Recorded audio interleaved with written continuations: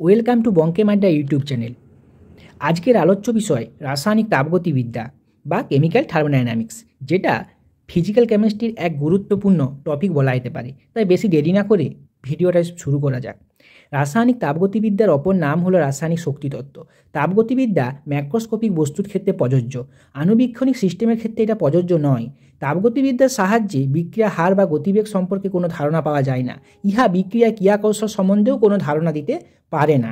এই যে তাপগতিবিদ্যা আমরা পড়তে গেলে আমাদেরকে দুটো জিনিস জানতে হবে, সিস্টেম আর বাউন্ডারি বা সারাউন্ডিং কী ব্যাপারটা সেগুলো আলোচনা করছি। সিস্টেম প্লাস পরিবেশ সমান কী বলতে পারি, বিশ্বব্রহ্মাণ্ড। এবারে সিস্টেম হচ্ছে তিন প্রকার: ওপেন সিস্টেম, ক্লোজ সিস্টেম আর আইসোলেটেড সিস্টেম। ওপেন সিস্টেম কি না, কোনো সিস্টেম তার পরিবেশের সঙ্গে জড় বা শক্তি উভয়ের আদান প্রদান করলে তাকে ওপেন সিস্টেম বলে। এই যে স্ক্রিনে ছবি দেওয়া আছে ওপেন সিস্টেম, জড় আদান প্রদান এবং শক্তির আদান প্রদানের যে ছবি দেওয়া আছে, এটা থেকে আশা করি বুঝতে পারা যাচ্ছে ওপেন সিস্টেম কী।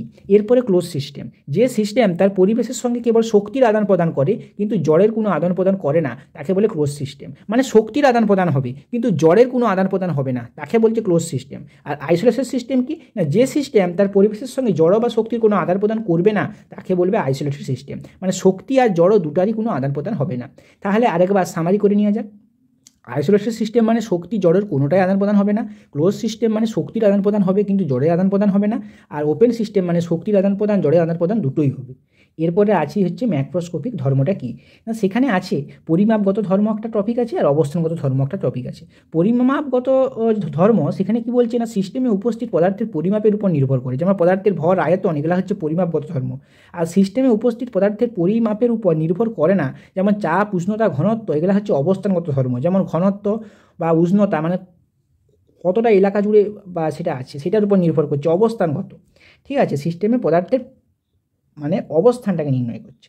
তাপগতিবিদ্যা অধ্যায়ের কিছু গুরুত্বপূর্ণ শব্দ আছে, এনথালপি, এনট্রপি, সেগুলো পরের ভিডিওতে আমি আপলোড করে দেবো। তাই এনথালপি, এনট্রপির গুরুত্বপূর্ণ টপিকগুলো জানার জন্য বঙ্কেম আড্ডা ইউটিউব চ্যানেলকে সাবস্ক্রাইব করুন এবং পাশে থাকা বেল আইকনটি বাজিয়ে দিন।